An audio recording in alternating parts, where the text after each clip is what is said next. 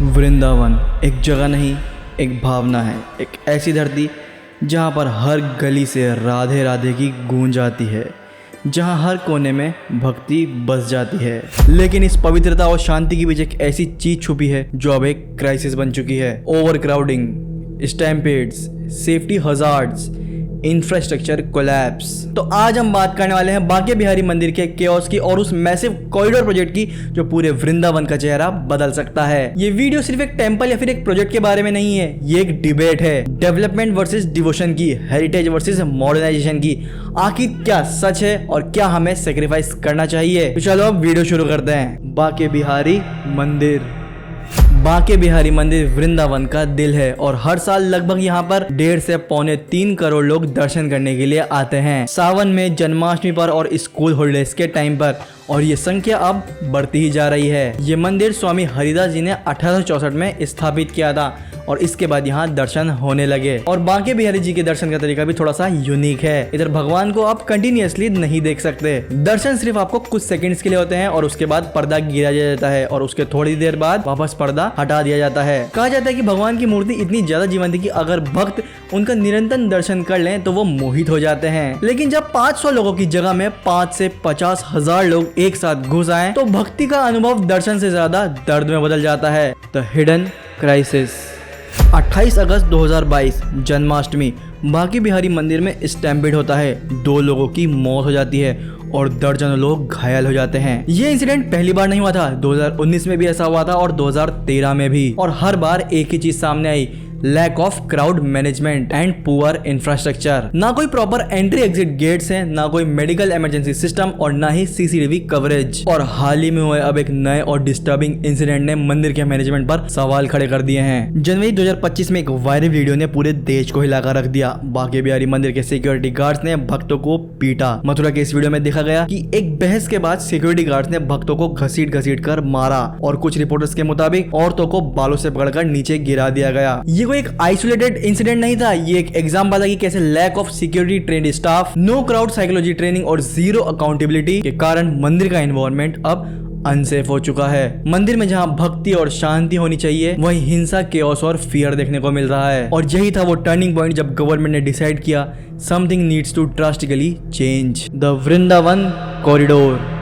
उत्तर प्रदेश की सरकार ने 700 करोड़ का वृंदावन कॉरिडोर प्रोजेक्ट अनाउंस कर दिया है। लेकिन अलग अलग रिपोर्ट्स के हिसाब से ये 500 से 7 करोड़ के बीच आने वाली बहुत बड़ी इंफ्रास्ट्रक्चर स्कीम है। ये प्रोजेक्ट लगभग 5 से 5.5 एकड़ के एरिया में डेवलप होगा बांके बिहारी मंदिर के चारों तरफ से। और इस प्रोजेक्ट के कुछ मेन फीचर्स काफी ज्यादा इम्पैक्टफुल हैं। सबसे पहला, नैरो गलियों को वाइडन करके एक ओपन कॉरिडोर बनाया जाएगा जिसमें एक समय में लगभग 50,000 से भी ज्यादा भक्त आराम से चल सकेंगे। दर्शन एक्सपीरियंस को स्मूथ बनाने के लिए मल्टीपल एंट्री और एग्जिट पॉइंट्स प्लान किए गए हैं। जुगल घाट, रिवर फ्रंट, विद्यापीठ स्क्वायर और जादौन पार्किंग जैसे की लोकेशंस में भीड़ का प्रेशर डिस्ट्रीब्यूट हो जाएगा। इंफ्रास्ट्रक्चर को मॉडर्नाइज करने के लिए इलेक्ट्रिसिटी और वाटर पाइपलाइंस को अंडरग्राउंड डाला जाएगा ताकि सरफेस पर क्लटर ना रहे। पब्लिक फैसिलिटीज भी अपग्रेड हो जाएंगी जैसे toilets, water station, waiting area, waiting lounge, clock room, baby care room, dispensaries और शू स्टैंड्स। कॉरिडोर के अपर और लोअर जोन में ये सारी फैसिलिटीज अलग अलग एरियाज में डिवाइडेड रहेंगी। यमुना के दूसरी तरफ जाने के लिए एक सस्पेंशन ब्रिज भी बनेगा जिसमें 1500 से 2000 व्हीकल्स के लिए पार्किंग कैपेसिटी भी होगी। साथ ही सुंदरक और पानी गांव में भी नए पार्किंग जोन्स बनाए जाएंगे। और सबसे इम्पोर्टेंट, इस कॉरिडोर को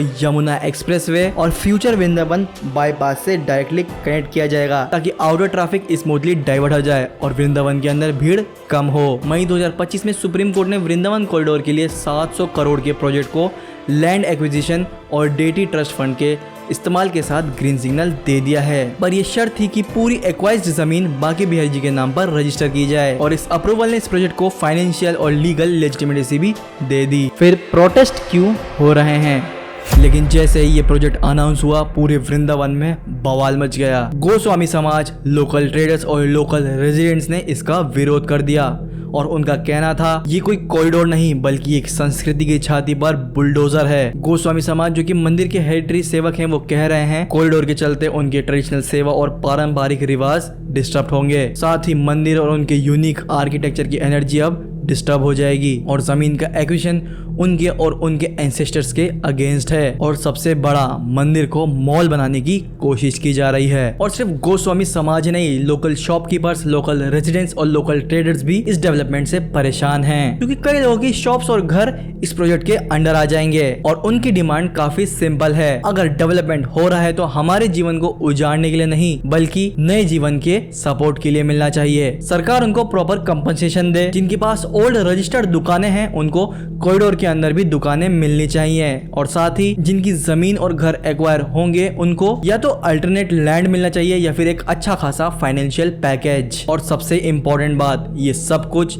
एक ट्रांसपेरेंट तरीके से ही होना चाहिए। आज भी कई लोकल फैमिलीज वृंदावन में पीढ़ी दर पीढ़ी रहती आ रही हैं। उनके लिए सिर्फ ये एक जगह नहीं, उनका घर, उनका रोजगार और उनकी पहचान भी है। तो विरोध का एक पहलू ये भी है, हेरिटेज के साथ साथ उनका फ्यूचर भी जुड़ा हुआ है। और लोग सिर्फ एक ही बात कह रहे हैं, हमारे बिना विकास नहीं हो सकता। Who are these Goswamis? तो अब सवाल उठता है कि ये गोस्वामीज आखिर हैं कौन? बांके बिहारी मंदिर किसी ट्रस्ट या बोर्ड के अंडर नहीं आता। ये एक प्राइवेट मंदिर है जो कि गोस्वामी फैमिली ऑपरेट करती है जनरेशन टू जनरेशन। लेकिन इसकी कहानी आज की नहीं, लगभग कई 100 साल पुरानी है। स्वामी हरिदास जी जो कि तानसेन के गुरु थे, उन्होंने बांके बिहारी जी की मूर्ति को वृंदावन के निकुंज से प्रकट किया था और वहीं से ये सेवा परंपरा शुरू हुई, जिसे उनके डिसिपल्स और उनकी वंशावली ने संभाला। और इन्हीं के वंशज आज गोस्वामी भी कहलाते हैं और बांके बिहारी मंदिर के लीगल कस्टोडियंस भी यही हैं। मंदिर में पूजा, भोग और दर्शन के टाइमिंग ये सब कुछ गोस्वामी के हाथ में ही होता है। ये सिर्फ मंदिर के सेवक नहीं, ये मंदिर के फुल टाइम डिसीजन मेकर्स भी हैं। और इसी वजह से उनका रोल अब सिर्फ धार्मिक नहीं बल्कि एक पावरफुल एडमिनिस्ट्रेटिव स्ट्रक्चर का हिस्सा बन चुका है। बांके बिहारी मंदिर में हर दिन हर महीने लगभग करोड़ों का डोनेशन भी आता है। रिपोर्ट्स के मुताबिक हर दिन लगभग 15 से 20 लाख रुपए की कैश ऑफरिंग्स भी होती हैं और फेस्टिवल्स में तो ये अमाउंट दुगना और तिगुना भी हो जाता है। लेकिन ना कोई सरकारी ऑडिट होता है और ना ही पब्लिक अकाउंटेबिलिटी लेती है और इसी वजह से सवाल भी उठते हैं। और इसीलिए लोग बाग आज पूछ रहे हैं कि क्या गोस्वामी सचमुच धर्म के रक्षक हैं या फिर एक पावरफुल सिस्टम के गेटकीपर्स? दोनों बातें एक साथ शायद सच हो सकती हैं। ये लोग कई सेंचुरी से भक्ति और सेवा की परंपरा को जीवित रखते हुए आ रहे हैं और दूसरी तरफ जब कोई प्राइवेट पावर बिना किसी रेगुलेशंस के हो तब अब्यूज का रिस्क बना रहता है। तो फिर सवाल ये है कि क्या ये विरोध विकास के खिलाफ है या फिर कंट्रोल छूट जाने के डर के खिलाफ? और सबसे बड़ा सवाल, जब भक्ति और पैसा एक साथ मिल जाए तब क्या स्पिरिचुअल प्योरिटी बनी रहती है? Devotion versus development.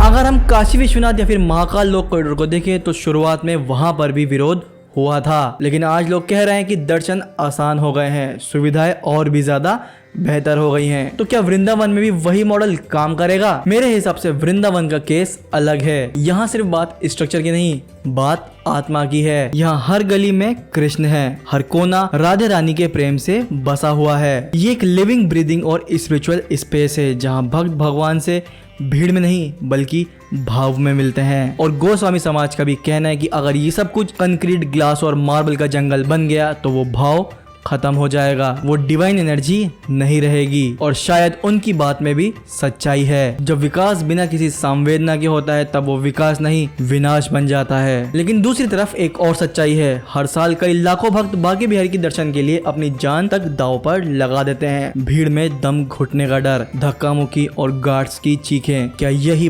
भक्ति का स्वरूप है? तो अब सबसे इम्पोर्टेंट सवाल ये है कि क्या बेहतर प्लानिंग और भक्ति एक साथ चल सकते हैं? तो क्या एक ऐसा लेआउट तैयार किया जा सकता है जो बिना किसी हेरिटेज को छुए भीड़ को मैनेज कर ले? क्या मंदिर के आसपास ऐसी जोनिंग पॉसिबल है जिससे कोई भी रिचुअल्स डिस्टर्ब ना हो लेकिन साथ ही सेफ्टी का भी कॉम्प्रोमाइज ना हो? तो क्या टेंपल अथॉरिटीज, लोकल कम्युनिटी और गवर्नमेंट मिलकर एक ऐसा ब्लूप्रिंट तैयार कर सकती हैं जो सबके लिए ही अच्छा रहे? The bigger picture.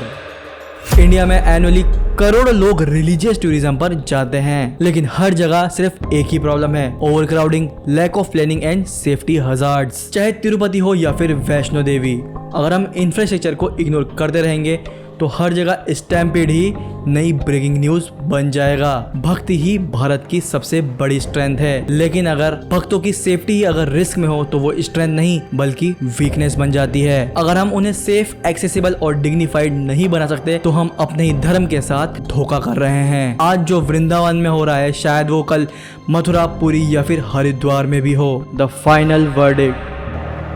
बांके बिहारी जी सिर्फ एक मूर्ति नहीं, वो एक भावना है। और वृंदावन एक जगह नहीं, एक जीती जागती आस्था है जहाँ हर भक्त अपने भगवान से मिलने को आता है। लेकिन वही भक्त आज डरा हुआ है, कहीं भीड़ में कुछ हो ना जाए, कहीं भगवान के दर्शन से पहले किसी की माँ, किसी का बेटा, किसी का भाई या किसी के पापा भीड़ में कुचल ना जाए। गुस्सा भी है कि कई सालों से ये सिस्टम ऐसे ही चला आ रहा है और कोई जिम्मेदारी नहीं ले रहा। और दुख भी है कि जहाँ भक्ति और भाव होना चाहिए वहाँ पर मारपीट, करप्शन और पॉलिटिक्स हो रही है। और साथ ही सबसे बड़ा डर ये भी है कि डेवलपमेंट और टूरिज्म के नाम पर वृंदावन बस एक टूरिस्ट सेल्फी स्पॉट बन के न रह जाए, एक ऐसी जगह जहाँ भगवान तो हो लेकिन भक्ति न हो। तो इसका सॉल्यूशन क्या है? सरकार को डेवलपमेंट करना ही होगा, लेकिन लोगों से बात करके। और गोस्वामी को फेथ और रिचुअल्स का रक्षक बनना ही होगा, लेकिन चेंज से भागना नहीं होगा। और हमें और आप जैसे लोगों को सिर्फ ब्लाइंड फेथ से नहीं, एक्टिव रिस्पॉन्सिबिलिटी के साथ अपने धर्म स्थल को बचाना होगा। ये लड़ाई सही है गलत की नहीं है, ये लड़ाई है फ्यूचर वर्सेस फेथ की। और जीत सिर्फ तभी होगी जब दोनों साथ आ जाएंगे। आपको क्या लगता है कि वृंदावन का कॉरिडोर क्या बनना चाहिए या नहीं? क्या डेवलपमेंट और डिवोशन साथ में चल सकता है? कमेंट्स में अपनी सोच जरूर लिखना, मैं हर एक कमेंट्स रीड कर रहा हूँ। और अगर आप चाहते हो कि भारत के कुछ ऐसे ही इंपॉर्टेंट इश्यूज पर बात होती रहे तो मेरे चैनल को सब्सक्राइब करना बिल्कुल भी मत भूलना, और साथ ही इस वीडियो को लाइक भी कर देना। तो मिलता हूँ आपसे अगली वीडियो में, तब तक के लिए राधे राधे।